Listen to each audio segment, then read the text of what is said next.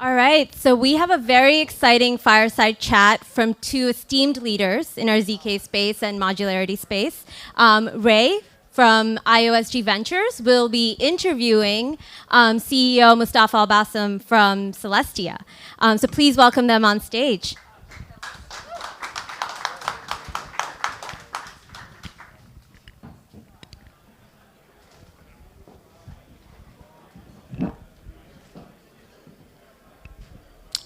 Hello, everyone. I'm Ray from IOSG Ventures. I'm the investor director at IOSG Ventures. Today it's my pleasure to host this fireside chat with Mustafa, the co-founder and CEO from Celestia. To begin with, I think over the last 3 years, modularity blockchains, this is a very popular topic. We discuss a lot context, and we witness a lot of paradigm witness. Yeah, a lot of innovations. But to begin with, Mustafa, I will pass it to you to give a brief intro of yourself and what's the project's doing. Yeah. Okay, so yeah, I'm Mustafa. I'm co-founder of Celestia, and Celestia is what we call like a pluggable consensus and data availability layer for anyone that wants to create their own blockchain. So the idea is we decouple the blockchain stack into different elements. So where traditional blockchains, like you have monolithic blockchains, like historically Ethereum and Bitcoin and Solana, it's operates under this world computer model where every application is supposed to be a smart contract that runs on the same chain. So it's like the chain is doing everything, it's doing consensus and execution. The idea of modular blockchains is to decouple consensus from execution, and that's basically the way that layer 2s and rollups work. Because with rollups, with rollups, the L1 is not doing the execution is off chain, and the idea is by decoupling consensus and execution, you're giving developers the freedom to define and scale their own execution environments. So you can do all kinds of experiments where instead of having to share the same computational resources as every single other application on the chain, now you have the freedom to define your own computational environment, and you don't have to share the same resources with everyone else. So it's inherently more scalable, and also you can experiment with different computational environments, like the SVM, for example. You can deploy a SVM rollup, for example, where you can take the EVM and make it more scalable or add new opcodes. And it's kind of like a very similar idea to how the web evolved. Because if you launch a new website today, you're not going to use a shared server, right? It's like back in the old days, if you wanted to launch a new website, you would use PHP or something. Or get some PHP code and upload it over FTP to some shared server, and that code runs on the same server, on the same HTTP server as everyone else. But that's not how people develop websites now, and that's thanks to the cloud or virtualization. Because now, if you want to create your own website, you just go to AWS or DigitalOcean, and you have a virtual machine that gives you complete control and freedom. It gives you your own operating system instance, which gives you complete control and freedom over the execution environment that your application is running on. Like you can install whatever you want on there. You're not limited to MySQL or PHP. You can use Ruby, Python, Go, Rust, whatever you like. And rollups are very similar because you can think of a rollup as a virtual blockchain. Instead of using a shared blockchain with everyone else, you basically get your own virtual blockchain that inherits security and consensus from another blockchain. The same way that virtual machines, they're built on top of physical hardware that you don't have to maintain yourself, but maintained by the provider of that the virtual machine. The rollup is basically a virtual blockchain where you don't have to maintain a consensus layer. You're basically inheriting the consensus from another layer 1. Yeah, to follow up a timing questions, when you start a journey with Celestia, I think it's over 3-4 years ago, and you also have a different background in different area like distributed system research and security, etc., etc.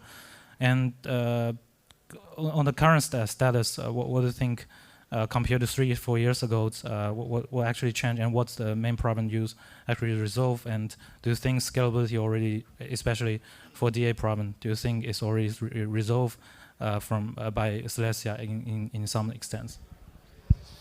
Yeah, I mean, like 4 years ago, that was 2020. Like that was before Ethereum. That was just when Ethereum decided to go for a roll-up centric roadmap. So like back then, it wasn't clear that roll-ups were the future of scaling, but now it's kind of like very clear that at least the Ethereum community has aligned on a roll-up centric roadmap as the future. And back then, there wasn't really any roll-ups live, but now we have, like, if you go on LTB, there's something like 80 roll-ups live. And a lot of those roll-ups aren't just general purpose roll-ups, but they're application-specific roll-ups. So that developers are choosing to deploy new applications as a roll-up, not using some shared smart contract environment. But in terms of data availability, yeah, I think when Celestia launched last November, Celestia was the only like chain in the world at the time that supported data blobs. It's something we take for granted, but back then, there was like no way, like there was no scalable data availability solution for rollups. So it's like Celestia was the first chain that was to launch the mainnet to support data blobs, and that was like a immediate need that was solved for rollups. Now we have obviously some other chain, there's some other DA layers like EIP 4844, EigenDA avail. But I think there's still a lot of work to do to increase data throughput. Like we still, like the end goal should be abundant block space. So, so there's still like 100x efficiency gains to do in Celestia to get even more block space. And the kind of like current high level roadmap for Celestia is such that we want to achieve 1 gigabyte blocks in the next few years. Because the idea is like the goal shouldn't be just to be able to replicate Visa or replicate the throughput of Visa, because Visa is just one company. The goal should be to say like you can have 100 visas on chain or 1,000 visas, so like anyone can build their own visa. Yeah, to achieve the goal, you introduce a very impressive like thesis of like modularity. I think it's the main paradigm that we witnessed like over the last 3-4 years. And I would love to like dive a little bit deeper in the technology side. When I introduced this concept to some like Web2 programmers, and it's still a little bit difficult for them to fully understand what's the value that modular blockchain bring to the whole infrastructure. My understanding for modularity is that we breaking down the component of the blockchain into different separate protocols, and then we can use them to specialize in different use cases and combine it with each other.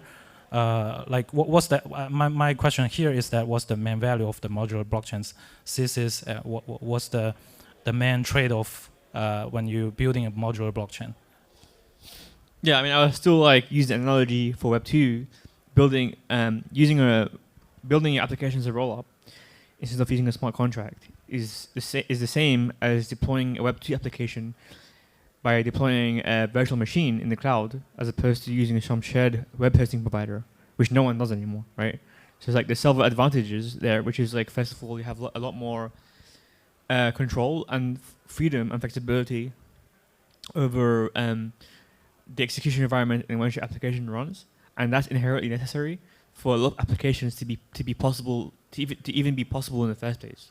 So if you take gaming, for example, there's various like companies like Curio and Argus who want to, for example, have an on-chain gaming experience where you have like a 0.5 second tick engine. So like each action takes. So it's like, imagine you want to have a real-time strategy game on chain. Like that sounds crazy because like on existing execution environments, but it's possible if you're able to take the EVM, for example, and add custom opcodes to it. For example, you can enshrine a game engine into the EVM with a custom opcode. Now, before rollups, that wasn't possible unless you were willing to create your own layer 1 from scratch. Like it wasn't possible to just take the EVM and make some improvements to it, and then use it for your application without creating a whole new layer 1 network from scratch and having a proof of stake network with a token and all that. But now that's possible, and that's like a very significant change. And like if you look at Web 2, for example, it's kind of like the same. How like Facebook uses PHP, but they have a fork of PHP called Hack, which has heavily optimized that.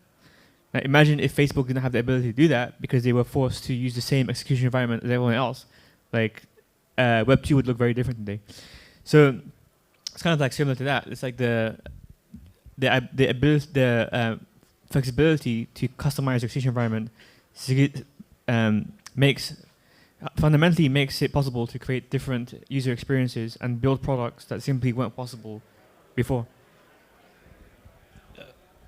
Yeah, I think another technical question is about the key innovation technology that Celestia brings is DAS, data available sampling is a key cryptographic primitive in Celestia. And I think it's also interesting for us to imagine that in future there will be some like more and more like lightweight devices like Kindle. We can use Kindle and Switch to do like data availability verification in Celestia ecosystem. This is all thanks to this technology breakthrough. I would love to hear a little bit more thoughts about this part. Could you use a very simple and direct explanation to expand that what's that technology breakthrough is? And another question is that in future, when we have much more data than we have right now, let's say we have 1,000x, like 10,000x more data than we have right now, how do we in practice, how do we address the scalability and security challenges by using this technology? Yeah, so I mean, this goes more to what is the point of using a blockchain in the first place, or like what is the point of Web3 in the first place? Like, how does Web3 differ from Web2? Like the whole point of Web3 is that users should not have to trust third parties to tell them what the state of the chain is. So like right now, a lot of Web3 infrastructure is based on like centralized RPC endpoints they have to trust, like Alchemy and Infura. But I think that's a huge problem, because that kind of violates the whole point of Web3, which is that users should not have to trust some centralized database to tell them what the state is. And if they're just trusting Infura and Alchemy, from the user's perspective, it's not really any different to Web2, because with Web2 you're just trusting a centralized database. But it doesn't really have to be this way, because in Bitcoin, for example, like Bitcoin has very good light client support.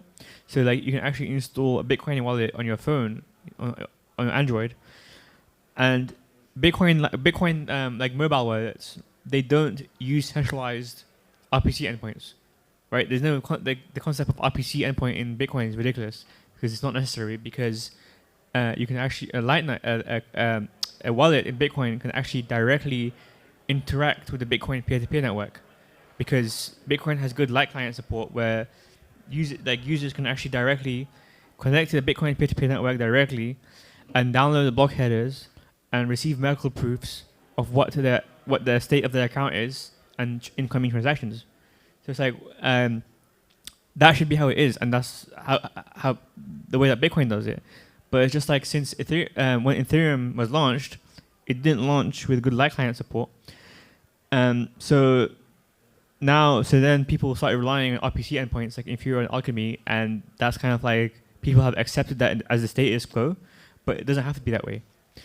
So that's why with Celestia, for example, we're prioritizing light client support, so that an important part of that is this idea of data availability sampling, because in order to make light client secure, it's possible to make light clients that are almost as secure as a full node by making that light clients, first of all, light clients can check that the validators are being honest by receiving fraud proofs of the rollups, or ZK proofs of the rollups. But fraud proofs and ZK proofs require the underlying data to be available. So you need a way for light clients to verify that the underlying data is available without downloading the data itself, because that's not scalable if the light clients have to download the entire chain. So data availability sampling is basically a way for end users to verify that the chain is actually available, or the data is actually available, by only randomly sampling, by only downloading a very small piece of that chain, by downloading random samples of each block. And this is very efficient primitive that is also part of the Ethereum roadmap, of the Dank sharding roadmap. You have like peer DAS and stuff like that. But it's a very lightweight primitive, because we've seen that people have kind of like run it on all kinds of devices. It's like, as you said, someone has managed to run like a Celestia light client on a Kindle, for example. You can run it on your phone over a mobile connection, and it works. And you're basically, it's very cool, because you're basically getting security assurances as almost as level as a full node, just by running a very low resource device as a phone. And that's very powerful, because historically, if you wanted to verify the chain, you would need expensive hardware with like a lot of RAM, a lot of CPU power in a data center. But by having data availability sampling light nodes, kind of redistributes that power back to the user, and makes it possible that they can run it on a very low resource device like a phone.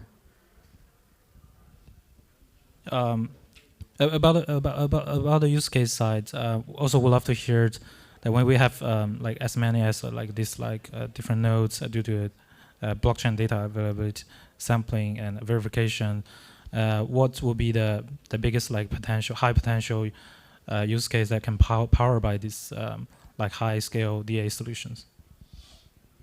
You're asking for the use case of trust minimized light client specifically, or DA in general?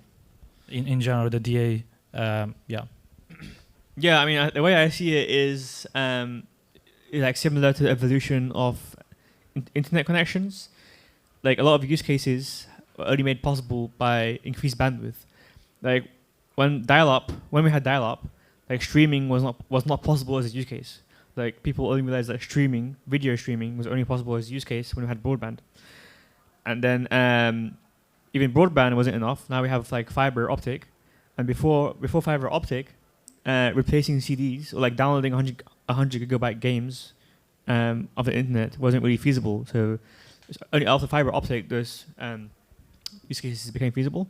And I see with blockchains it's similar, right? So like a few years ago, we were still in the dial-up era of data availability. Like Ethereum had 10 kilobytes per second worth of data throughput.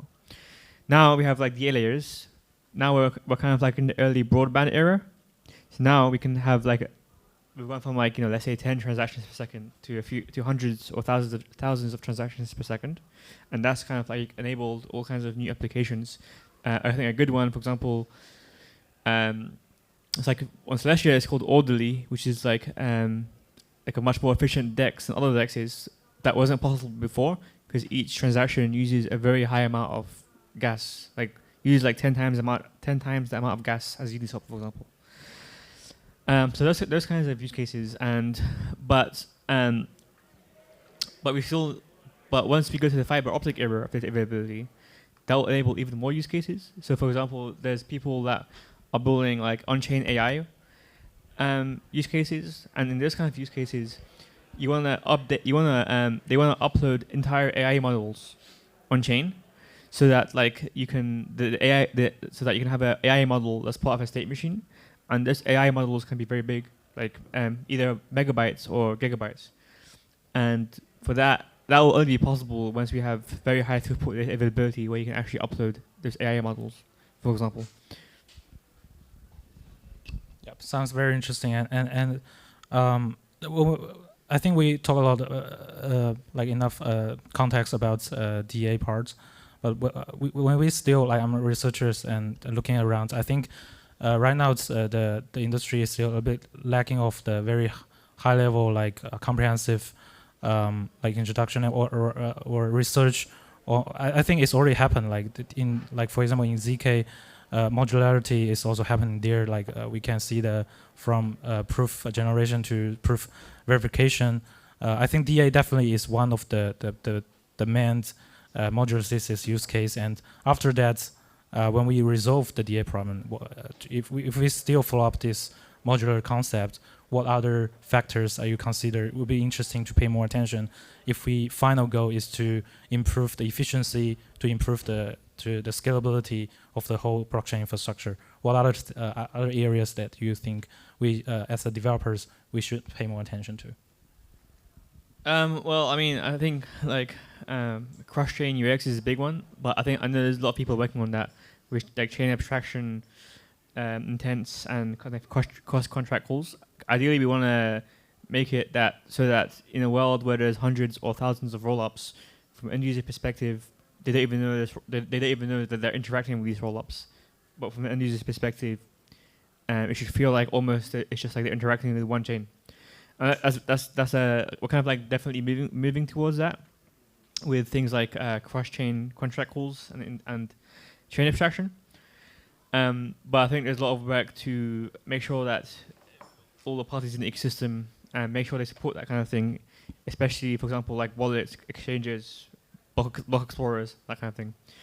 But more generally, I think if you go back to the original point of cryptocurrency, the original point of cryptocurrency is that it's meant to be useful as a payment system, right?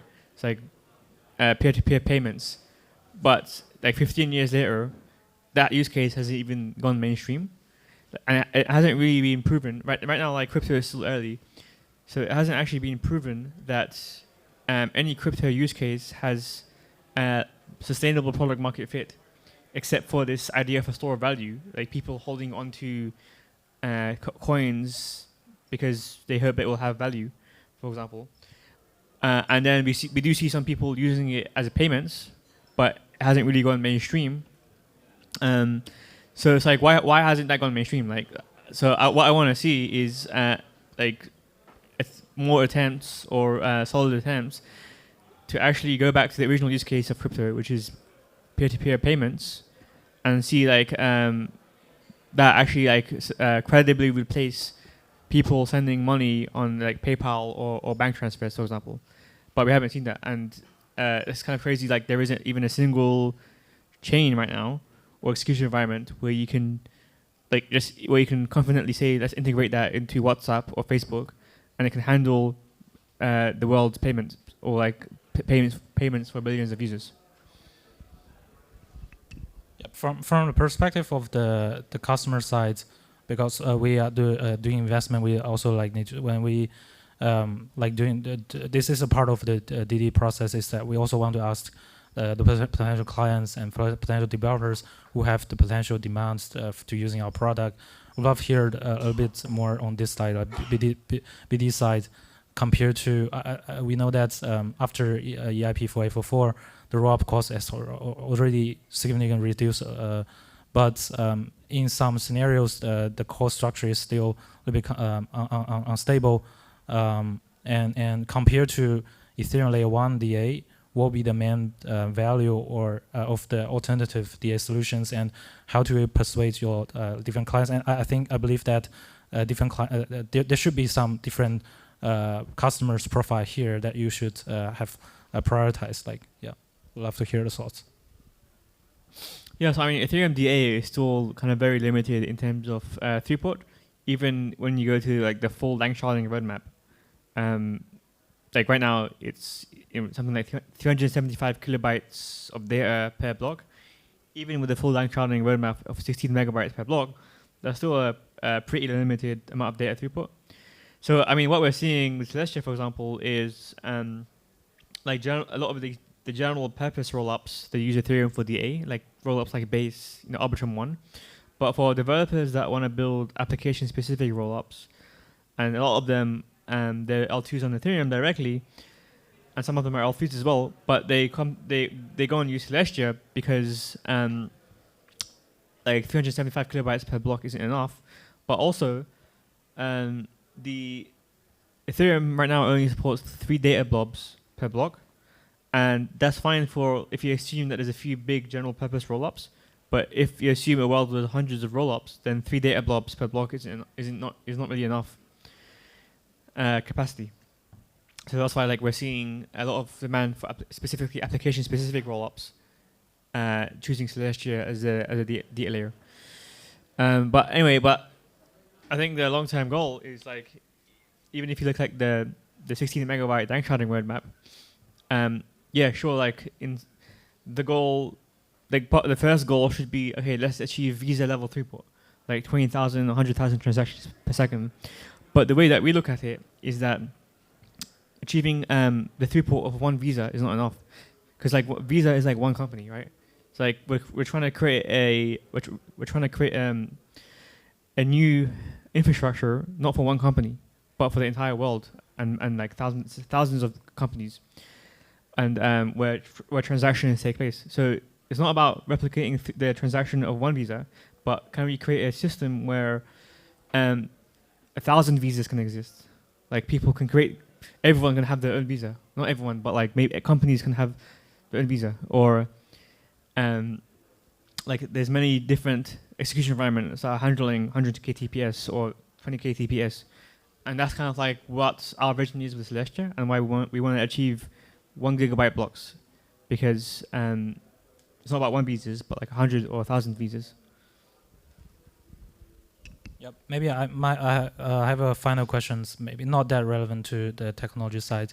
It's like I saw a lot of like builders and entrepreneurs and developers come here, and we'll have to like hear, because I know you have a very long entrepreneurship experience, and you witness a different cycle in blockchain space. And I think definitely for developers and builders and founders, they need to have faced with different practical problems that they need to resolve, and they need to balance different like interests, different stakeholders' interests. So how do what actually the lessons you learned, and what's the challenges you faced in the previous like over last 5 years that we can we'd love to like hear your thoughts to share a bit more on this part to our audience. Yeah, I mean, like Celestia has existed across like market cycles. Like it was created in a bear market, it launched in the bear market, and so it's like it existed across all these cycles. But I think the important thing is that when it comes to kind of like developing a product, is that like we've always taken the approach of building in the open and shipping as early as possible. I think that's very important to get to validate very early product market fit and get a feedback loop. So yeah, I mean, I would say like if you're building, don't worry about like someone stealing your code base. Just build in the open, and that way, that's helped us a lot, because it helps us to attract and hire developers, because a lot of the developers that we've hired, they just stumble across our like code repository, and they contribute to something, and then we hired them. So that's kind of like the whole point of open source software as well. So that's what I would say is like build in open and ship early, even before your product is perfect, so that you can have it as early as a feedback loop as possible. And I think that's something that has benefited us a lot compared to some of our competitors, which have kind of like built completely privately, closed source, and then only release the code base like when they launch the mainnet, which I think is kind of like a lot worse from a developer's perspective. Yeah, I think we still have 1 to 2 minutes. We'll have to hear what will be the most exciting milestone that we can looking forward to in the next like 6 to 1 year for Celestia. I think there's a few of them. Like we've recently managed to make. We've been like the version of Celestia that launched in November was kind of like a scrappy or extremely inefficient version that was created to fulfill an urgent need of more data throughput. But over the past kind of year since mainnet, we've made a lot of engineering improvements that give us like 10x order of magnitude improvements over efficiency and throughput. And that's kind of that will be reflected in the future hard fork that will allow us to substantially increase the block size. And then there's like other kind of like more medium term improvements that will have another 10x impact. So when you combine them, it will be 100x. And then the other cool thing is we're introducing this new kind of like bridging idea in Celestia, where historically it was thought that in order to extend the functionality of a layer 1, you need the on-chain scripting language, like the EVM. And it's like that's what Vitalik has a blog post about this, where he said in order to extend the functionality of layer 1 to have a layer 2, you need to have an on-chain smart contract environment. But we've recently discovered that you don't actually need that. You don't need an on-chain scripting environment. You can have this concept of ZK accounts, where you can have like an on-chain account controlled by a ZK program. And that's something that we're developing. And I think it could change the game in terms of like bridging and settlement, because it will basically allow Celestia to be, like, it will allow rollups in Celestia to basically like stream assets from almost any other chain, and that will give that will unify liquidity across rollups. Okay, thank you. We ran out of our time, and if you have more questions, don't afraid to approach Mustafa after this fireside chat. Thank you.